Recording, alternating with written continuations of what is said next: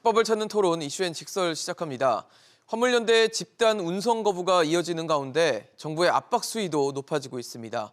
정부는 법과 원칙에 따라 단호하게 대처하겠다는 입장을 고수하고 있고 화물연대 역시 강경 대응을 외치면서 맞서고 있는데요. 극으로 치닫고 있는 노정 갈등, 출구를 찾을 수 있을지 지금부터 이야기 나눠보겠습니다.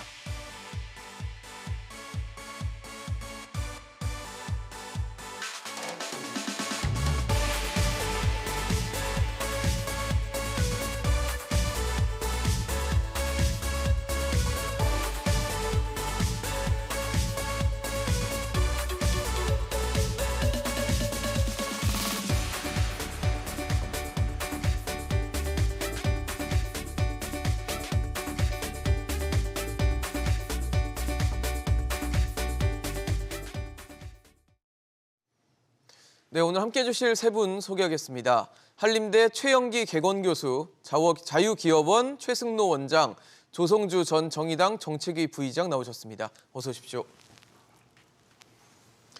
네, 화물연대 파업이 계속되면서 노정 갈등도 점점 고조되고 있습니다. 해결될 기미가 크게 보이지 않고 있는 상황인데 일단 윤석열 대통령이 시멘트에 대해서 업무 개시 명령을 내렸고 또 정유와 철강 분야에 대해서는 추가 업무 개시 명령이 있을 수 있다라고 예상이 되긴 했지만 일단 국무회에서 보류가 됐습니다.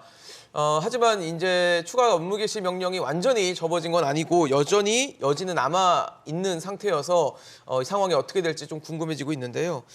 최영기 교수님 어떻게 보세요? 일종의 숨고르기에 들어갔다라고 봐야 될까요?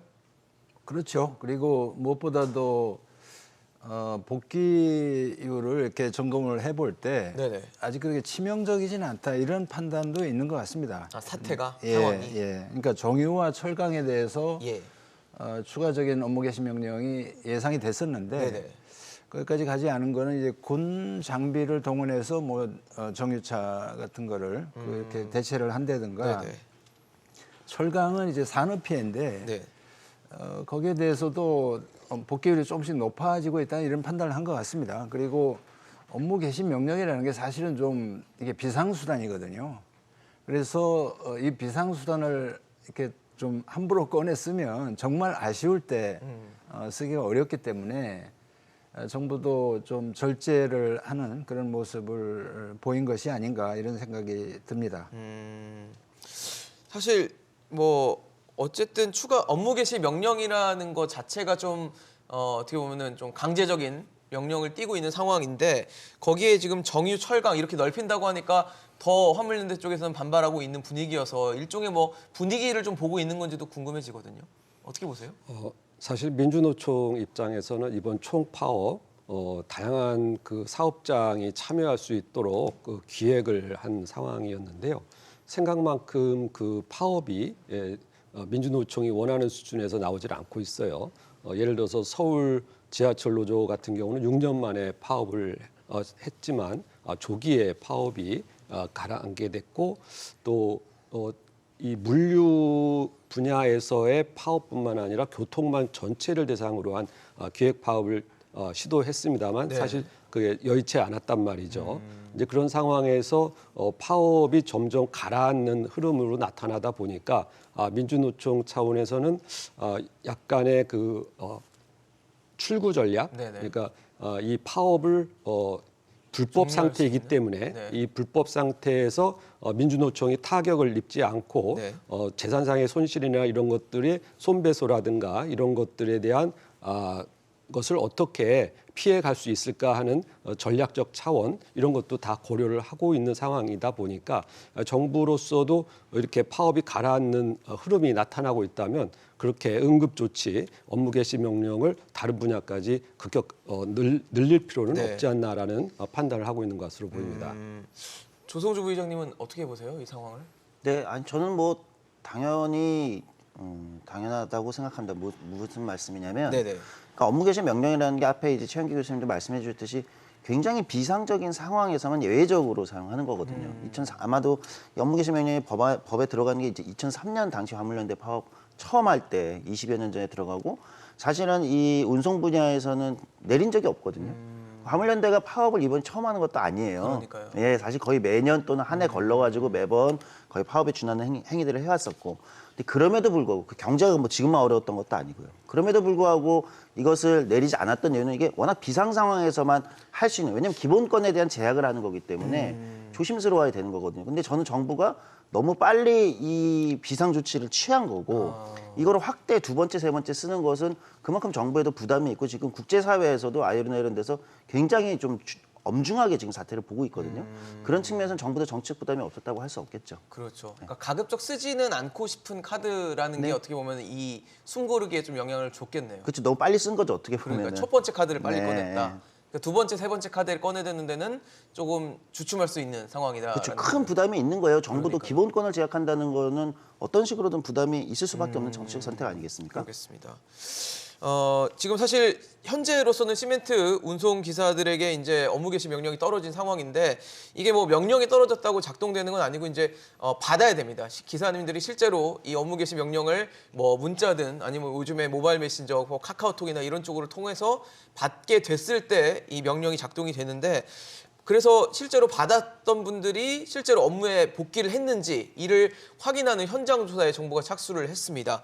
복귀를 하지 않으면 30일 운행 정지 뭐 이런 행정 처분까지 추진할 수 있다라고 하니까 나름대로에는 강경하게 대응하겠다는 건데 최 교수님 어떻게 보세요? 이게 업무 개시 명령도 사실 굉장히 강한 카드인데 이 카드를 발동을 했고 발동하지 않는데 이를 지키지 않으면 또다시 또 강력하게 조치를 하겠다. 이건 괜찮은 방법입니까? 그 개시 명령이라는 것 자체가 이게 따르지 않으면 불이익 내지는 처벌이 따른다는 그 의미거든요. 전제가 담겨져 있죠. 그렇습니다. 네, 그렇습니다. 업무 개시 그래서 명령 예, 자체가. 예. 그래서 그것을 신속하게 정부가 집행을 하겠다 이런 네네. 의지를 밝힌 거고요. 네. 그 여기에 대해서 이제 화물연대 지도부가 대응할 수 있는 방법은 두 가지인데 네. 이걸 고리로 더 결집할 수도 있고요. 업무 개시 명령을 어기면서 우리는 파업 대우를 계속 유지해갔다 이럴 수도 있고 경우에 따라서는 이걸 빌미로 파업을 끝내는 수순으로 갈 수도 있습니다. 이게 구실이 될 수도 있고. 구실이 돼서요. 그리고 일부 그 비조합원인 경우에는 네. 비조합원인 경우에는 이걸 빌미로 해서 이제 복귀를 빠르게 하고 있기 때문에 네. 정부도 이 파업에 참여하고 있는 근로 차주들을 단순히 압박하고 처벌하기 위해서가 아니고 복귀를 높이기 위해서 빠른 복귀를 위해서 이 압박 카드를 쓰고 있는 거라고 저는 봅니다. 필요한 카드라고는 보세요? 제가 이 생각에 정부도 이게 비상 조치를 쓸 때는 네. 그러니까 어쩔 수 없이 썼다 저는 그렇게 봅니다. 이게 공격적으로 민주노총의 정치 파업을 이번에 어떻게 제압을 하기 위해서 무리한 카드를 썼다 이러기보다는 네네. 마지못해서 썼다고 보는 게 저는 맞다고 보거든요. 왜냐하면 24일 파업에 들어갔는데요. 지난달 24일 파업에 들어갔는데 정부가 23일 날 3년 연장을 제안을 했어요. 이 세멘트와 어딘가요? 업무 개시 명령이요? 컨테이너, 예, 컨테이너 부분에 대해서는 네네. 3년 연장을 할 테니까 안전운임제를 안전운임제 네네. 3년 연장을 선물을 줬기 때문에 파업에 들어간다고 그랬을 때 정부가 더 이상 양보할 카드가 없었던 겁니다.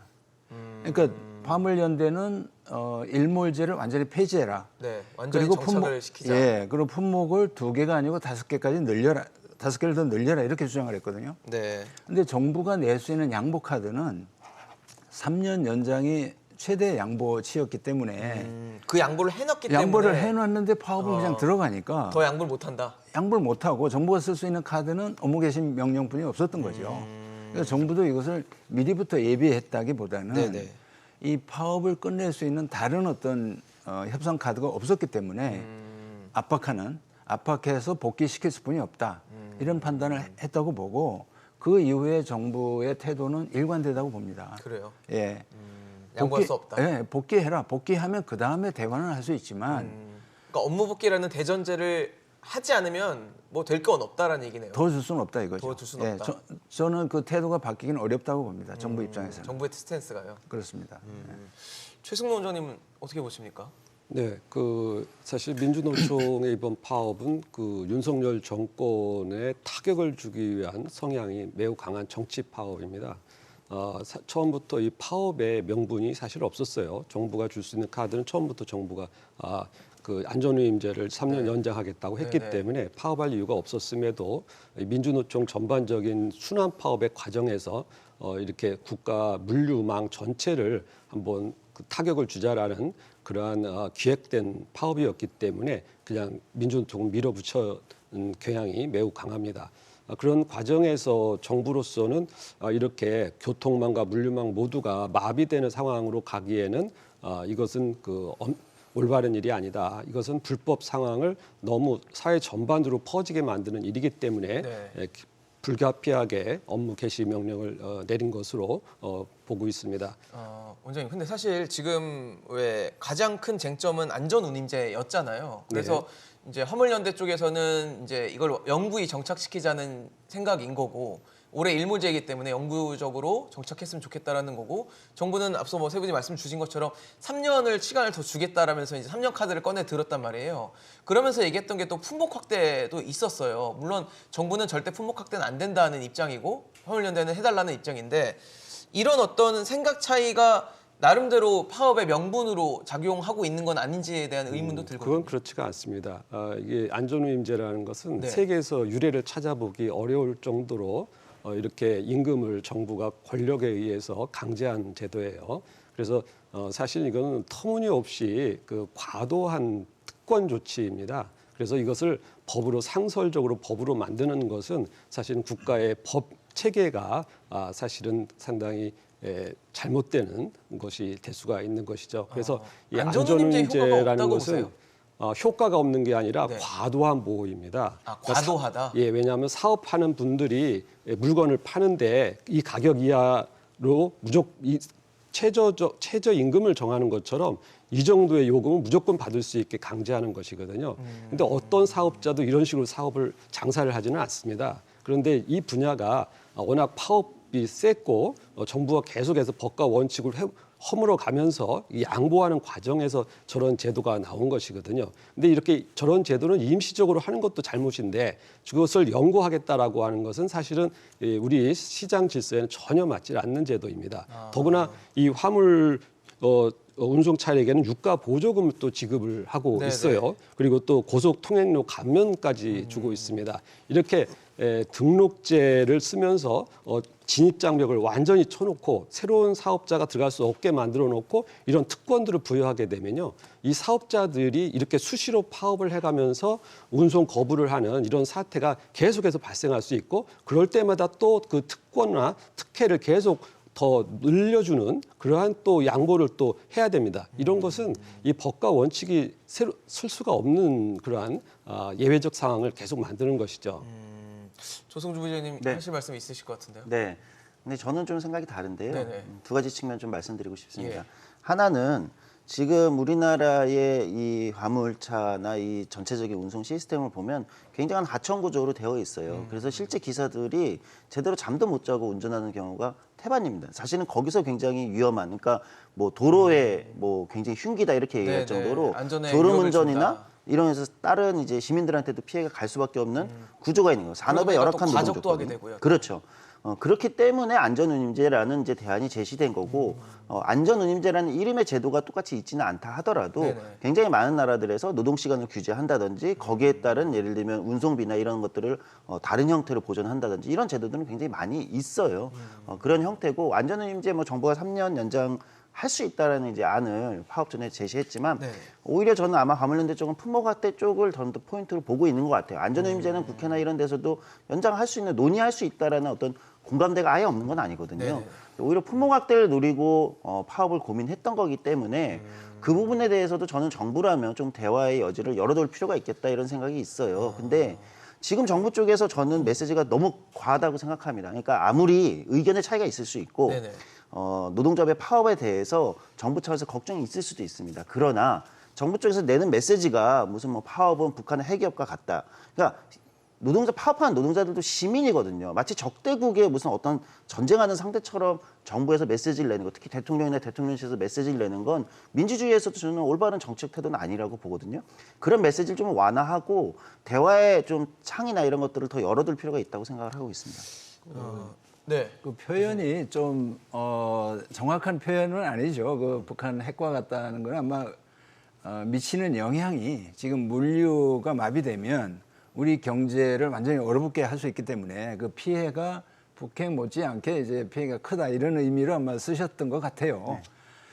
근데 이 안전운임제라는 게 사실은 아까 최성로 원장님 말씀하셨듯이 네. 좀 약간 어색하죠. 그 외국에서도 딱 이런 제도는 없어요. 근데 우리가 쉽게 이거를 이해할 수 있는 거는 예를 든다면 택시 운임을 지방자치단체에서 결정을 해주거든요. 네네. 최근에 그 서울시에서 택시 요금을 인상을 했는데 네네.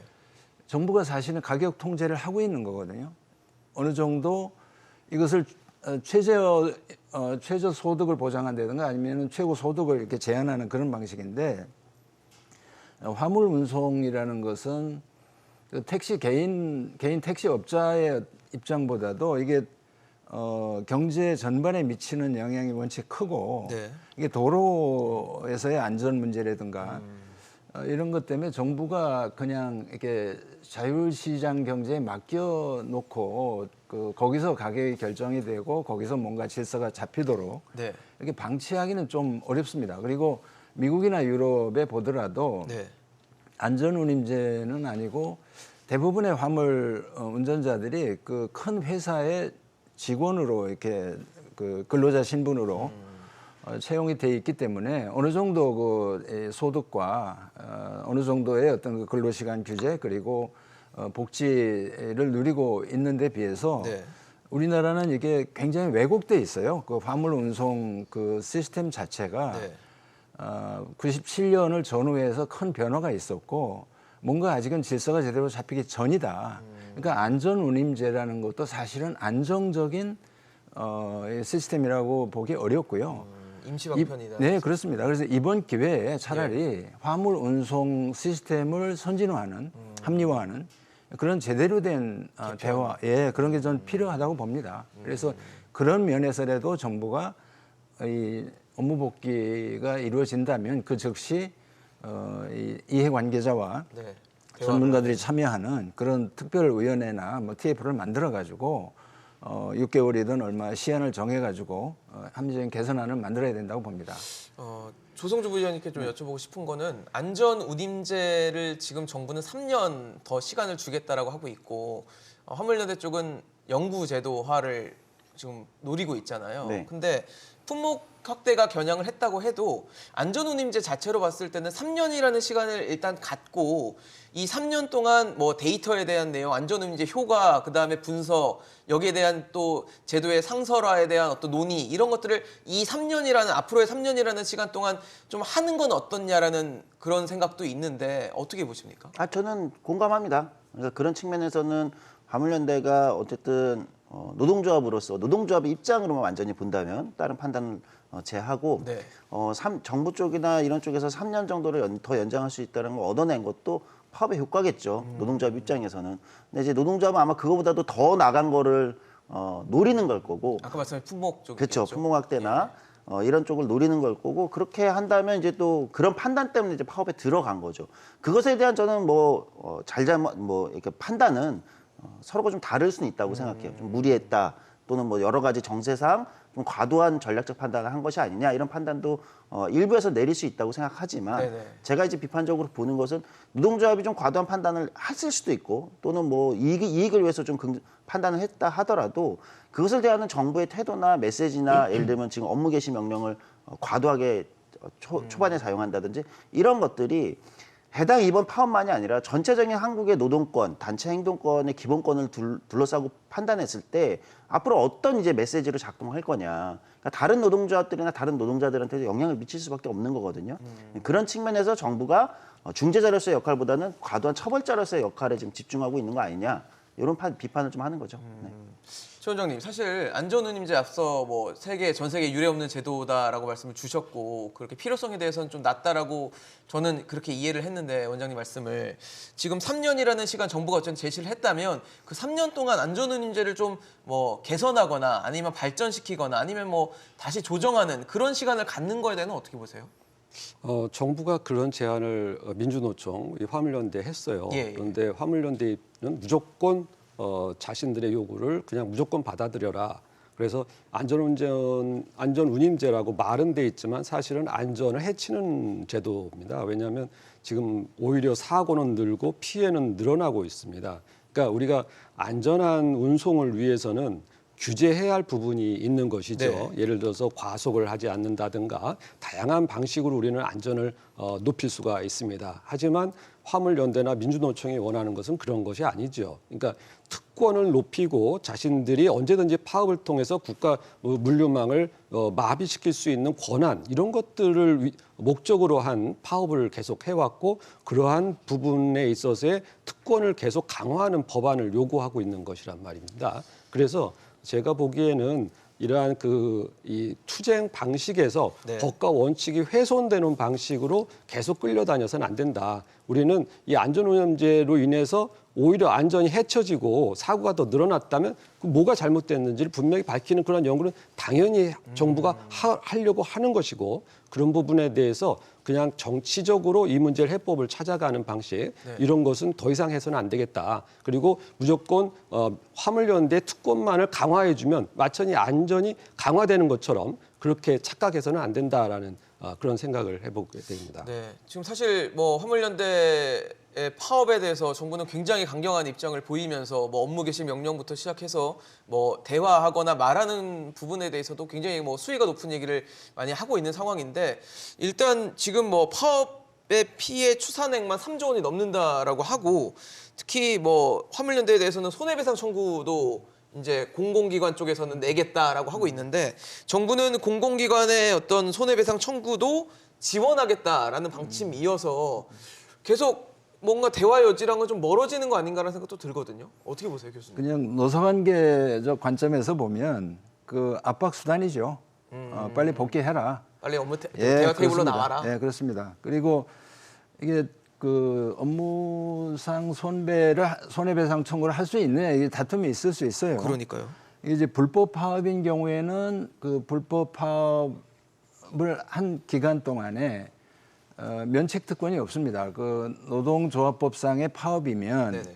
민형사상의 책임을 면해주는 그런 특권이 부여돼 있는데 네.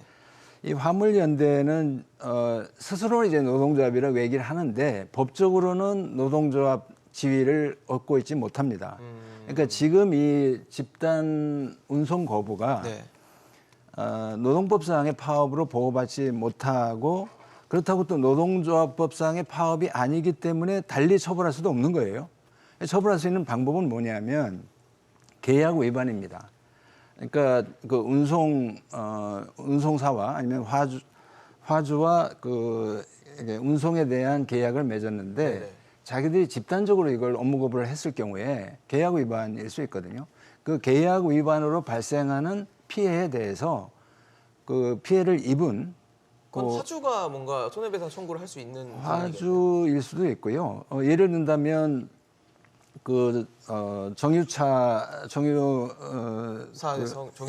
운전자가 네. 그것을 배송을 하게 돼 있는데 그걸 네네. 안 해가지고 네. 판매 손실이 있을 때 주유소 업주가 이제 손해배상 청구를 할 수 있겠죠. 네네. 근데 복잡한 문제가 있습니다. 그 법적 다툼이 있을 거고 그렇기 때문에 이것이 압박카드이긴 한데 그렇게 명확하게 이렇게 얼마를 청구할 수 있다 이런 네, 것은 딱 떨어지는 건 또 딱 떨어지기는 어려운 그렇지만 할 수는 있다. 저는 그렇게 보고요. 그러니까 이런 더 큰 복잡한 어떤 문제로 끼어들어가기 전에 그 화물연대 지도부가 파업을 통해서 정부로부터 양보를 받아낼 수 없다는 거는 인정을 할 거예요. 근데 자기들이 지금 기대하는 거는 정치권에서 국회에서 이것을 법을 개정해 주기를 기다리면서 파업을 이어가고 있는 거 아닌가 이런 생각이 드는데 거기에 대한 판단을 빨리 해야 된다고 봅니다. 제가 보기에는 국회에서 그게 처리될 가능성이 없어요. 아 그래요? 예, 화물운송법 민주당 쪽에서도 뭐 해줄 의향이 없을까요? 민주당은 해주고 싶어 하죠. 네네. 그 3+3 해가지고 네네. 을지로 의원회를 통해서 화물연대 보고 우리 믿고 그 하여간 파업 뭐 유지를 해라고 그러지는 않겠지만 우리가 해줄게 이렇게 약속을 하고 있는데 국토교통위에서는 설사 그게 그 다수당의 지위를 가지고 통과시킨다 하더라도 네. 정부 여당의 입장이 확고하다면 법사위를 통과할 수가 없습니다. 법제사법위원회. 예. 법사위를 거쳐야 이제 결국은 그 본회의로 올라가는데 결정이 그게 될 수 있죠. 안 될 거기 때문에 화물연대 지도부가 정부와 빠른 시일 내에 뭔가 이것을 그 접는 대신 업무 복귀하는 대신 어떤 대화 테이블을 만들어 줄 것이냐 이 논의로 들어가는 것이 현명한 판단이라고 보는데 모르겠어요. 그러게요. 네. 복잡해질 것 같다는 생각이 드는데 최 원장님, 화물연대가 파업에 대한 손해 책임을 져야 된다고 보십니까? 당연하죠. 왜냐하면 우리는 계약사회에 살고 있습니다. 네. 이것이 선진화된 민주 질서인데요.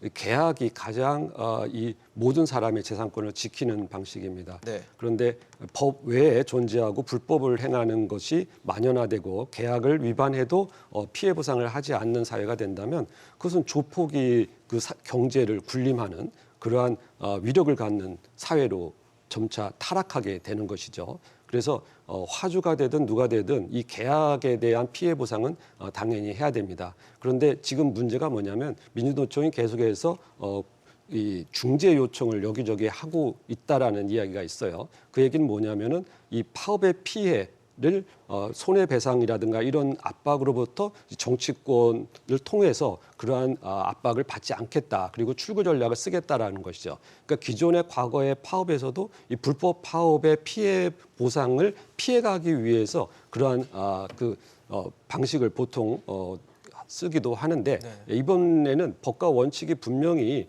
천명이 된 상황에서 계속 불법 파업을 이어간 이상 제가 보기에는 형사상의 책임과 손해배상 이것으로부터 자유로울 수는 없다 이렇게 볼 수가 있습니다. 뭐 방금 최승 원장님 말씀 좀 너무 과격한 표현은 좀 지양해 주시면 좋겠습니다. 그 아무래도 뭐 이제 강제 법을 위반하는 파원에 대해서 강제적으로 지금 파업을 하고 있는 부분에 대해서 묘사를 해주신 것 같다는 생각이 좀 들고 어쨌든 화물연대가 지금 파업에 대해서 손해를 물어야 되냐 손해배상 청구를 할 것이냐 아니냐 그 정부는 지금 만약 한다면 지원까지도 하겠다라고 입장을 밝히고 있어서 상황이 그렇게 좋아 보이진 않습니다 사실. 네.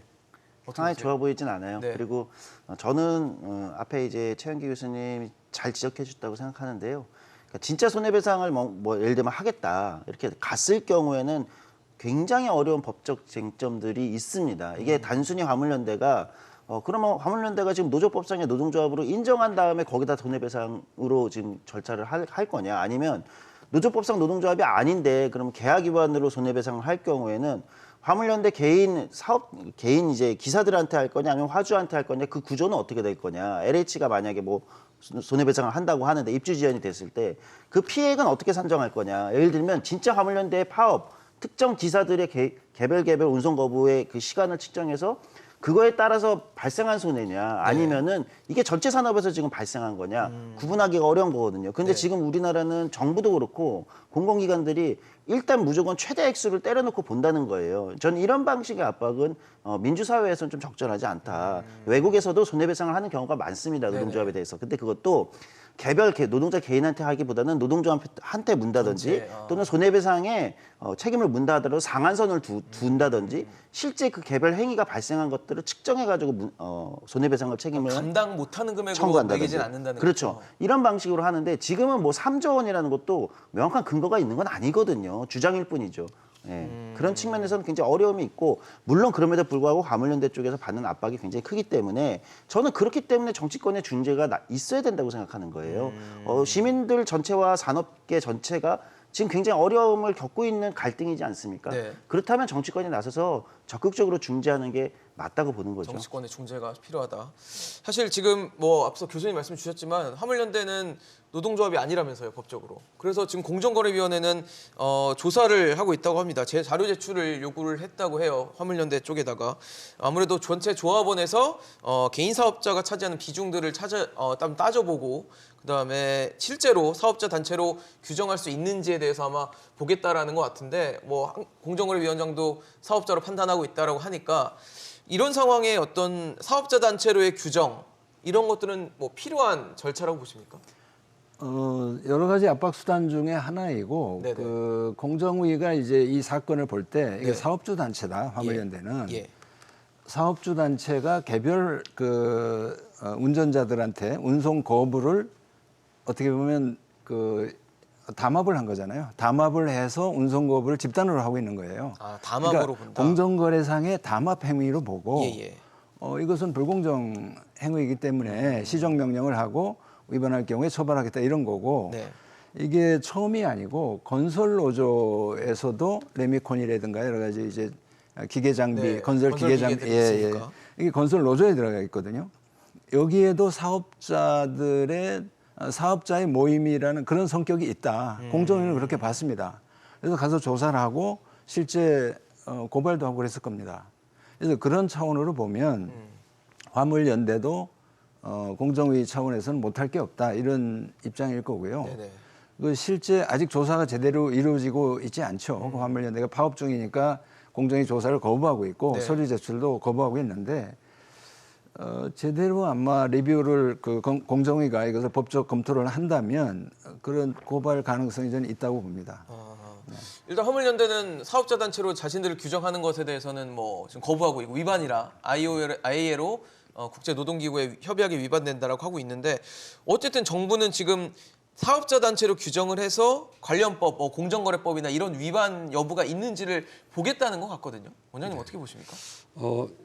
사업자죠. 개인 사업자도 있고 네네. 그다음에 회사 내에서 진입 차량이 모여서 회사를 운영하기도 하고 다양한 방식으로 운영을 하고 있는데요. 네네.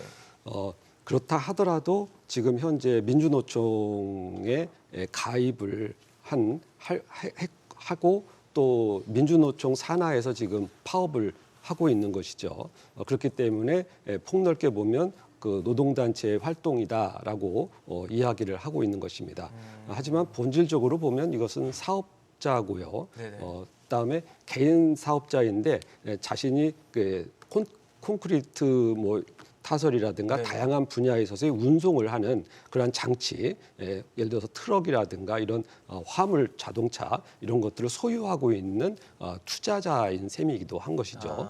그래서 이런 분들이 사업을 하는 과정에서 이렇게 집단적으로 활동을 하게 되면은 사실은 이것은 그 공정거래위원회가 이 담합이나 다양한 방식으로 개입을 하는 것은 너무나 당연한 사안입니다. 그래서 무조건 파업에 민주노총 산하에 있기 때문에 이 부분은 다른 부서에서는 관여해서는 안 된다라고 이야기하면 그건 잘못된 것이죠. 본질적으로 이것은 사업행위이기 때문에 당연히 그 내용에 대해서 우리는 봐야 되는 것이죠. 조성주 부회장님 어떤 의견이십니까? 네, 사실은 세상 모든 일이 칼로 딱 두부를 썰듯이 명료하게 나눠질 수만 있다면 얼마나 좋겠습니까? 그런데 점점 지금 우리가 살아가는 세상이 그렇지 않거든요. 누가 사업자이고 누가 노동자인지 점점 불분명해진 사회에 우리는 살고 있습니다. 예를 들면 지금 우리가 배달 음식 할 때 이제 배달 라이더라고 그러죠. 플랫폼으로 네네, 일하는 기사님들. 그분들이 노동자입니까? 사업자입니까? 법으로는 지금 사업자 아닙니까? 그분들도. 예, 근데 우리가 현실의 경우는 그분들은 노동자예요. 그러니까 이런 법들이 아직 정비되지 않은 거죠. 화물연대, 레미콘 아까 건설 얘기했지만 수많은 분야가 노동자인지 사업자인지가 우리나라의 현행법상 명료하게 정리되지 않은 측면이 있습니다. 그 과정에 당사자들이 우리는 노동자로서의 정체성이 강하니 우리는 노동조합이라고 주장을 했던 거고 그렇게 모여가지고 지금까지 파업도 해오고 여러 가지 대화도 해오고 여러 가지 해왔단 말입니다. 저는 그럼 정부 입장에서 봤을 때도 하나만 하라는 거예요. 사업자면 불법 파업이라는 단어를 쓰지 마십시오. 대통령부터 불법 파업이라는 단어를 쓰는데 사업자가 어떻게 파업을 합니까? 근데 공정위는 사업자라고 조사한다 그러고 그다음에 정부나 국토부 장관이나 대통령은 불법 파업이라고 지금 얘기를 하고 있어요. 그냥 만약에 사업자면 그냥 업무를 내가 개인 사업자가 안 하는 거죠. 그것에 대해서 업무 개시 명령을 우리가 2003년도에 법을 만들 때 넣은 것은 네. 이들이 특별한 사업자 또는 노동자로서의 성격이 있기 때문에 이 운송 거부가 있었을 경우 이게 파업에 준하는 성격을 갖는다. 그것에 대해서 어떻게 할 거냐 네네. 때문에 넣은 거예요.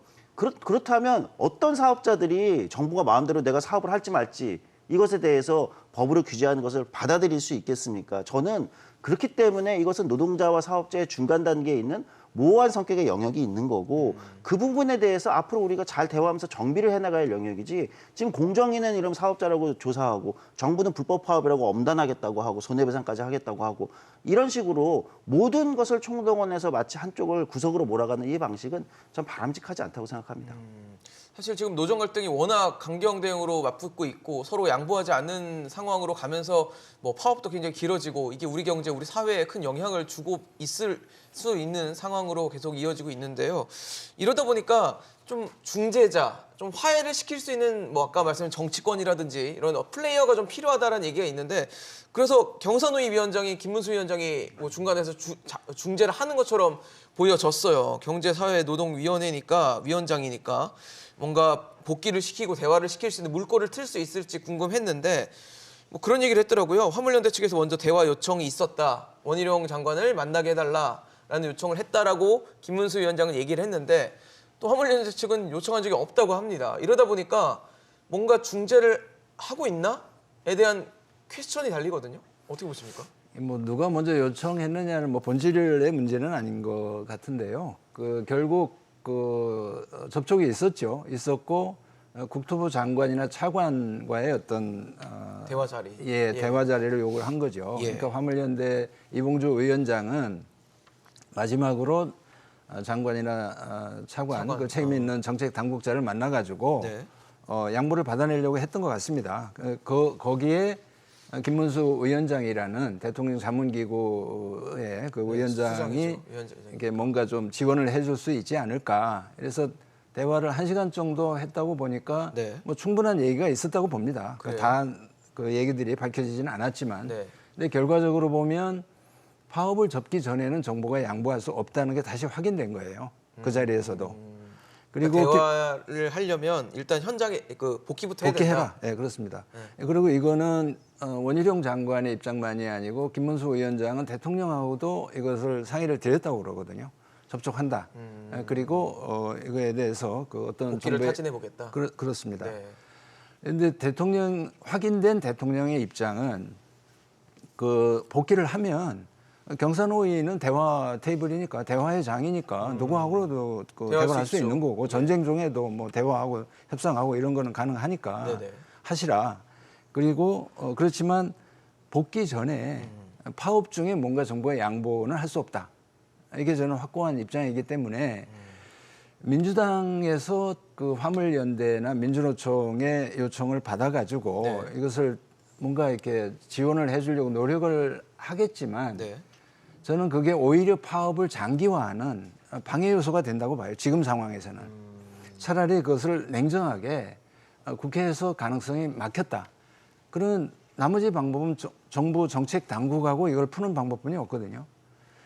그래서 그거를 보면 김문수 위원장의 그 이런 약간 정부 내에서 그래도 가장 타협주의자인 것 같고 제가 보기에는 그 대화의 탭을 열 수 있는 그런 자리에 위치에 있는 있기 사람이긴 때문에 하죠. 그렇습니다. 기능이 그거니까. 그래서 네. 그 길을 차라리 뚫는 게 빠르지 않을까 저는 그렇게 봐요. 일단 정부는 복귀를 해야지 대화를 할 수 있다라고 하는데 그렇다면 복귀라는 걸 하려면 결국 화물연대가 주장하는 것들을 포기해야만 복귀가 가능할까요?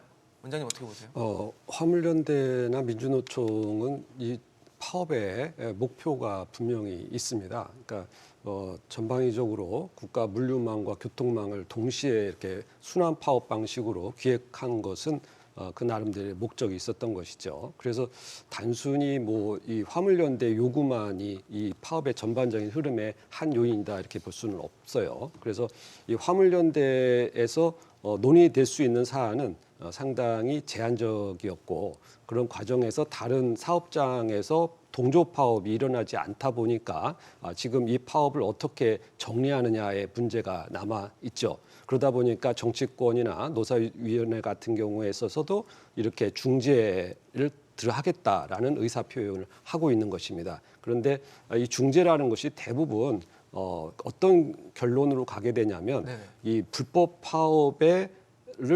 합리화해주고 사후적으로 불법 파업으로부터 발생하는 피해라든가 소송이라든가 이런 것들을 하지 않겠다라는 무마용으로 보통 활용이 되기 때문에 그러니까 불법을 용인해주게 된다. 그렇죠. 이런 불법을 용인해주는 결과로 예. 기조되기 때문에 이러한 중재 행위를 하겠다라는 정치인이 나서는 것은 예. 대부분 사후적으로 더 큰 파업으로 이어지는 결과를 보통 초래합니다. 그래서 이러한 중재 행위가 실질적으로 사전적으로 있어야 되는 것이고 정치는 그 사후적으로 어떤 합리적인 해결책을 만들어낼지에 대해서 고민을 해야 하는 것이지 이렇게 파업에 대한 피해 또는 파업을 한 공로를 인정해서 오히려 이러한 민주노총이나 이러한 파업 기금이 손실됐으면 오히려 이걸 보완해 줄 수 있는 방법이 없을까라는 식의 후속 논의 이런 것들은 사실은 바람직하지 않은 것이죠. 지금 사실 뭐 업무 개시 명령, 거기에 손해배상 청구, 거기에 뭐 사업자 단체로의 규정 여러 가지 좀 두 노정 관계가 가까워지기 어려운 뭐 장치들이 여러 가지가 지금 배치가 돼 있는데 부의장께서는 어떻게 보세요? 지금 여기서 우리가 어쨌든 해결을 봐야 될 거 아니에요. 네. 이걸 그냥 계속 이렇게 놓을 수는 없습니다. 이거를 어디서 우리가 해결의 물꼬를 좀 찾아야 될까요? 근데 그런 얘기가 있지 않습니까? 정치에서도 갈등의 긴장도가 최고조로 달했을 때가 아마 문제가 해결될 가장 타이밍이거든요. 어떻게 보면 저는 약간 지금이 그런 딱 타이밍에 온 것 같다. 긴장도가 양측이 굉장히 높아져 있고 맞아요. 제가 아까 비판했듯이 다소 험한 말들이 오가고 있지만 네네네. 지금이 오히려 타이밍일 수도 있다. 저는 예. 김문수 경제사회노동위원장의 임명이나 그분이 뭐 국회에서 뭐 전 대통령 뭐 공산주의자 발언도 뭐 지금도 생각한다 논란이 있었잖아요. 그래서 굉장히 좀 비판적으로 봤습니다. 사회적 대화에 적절하신 분인가.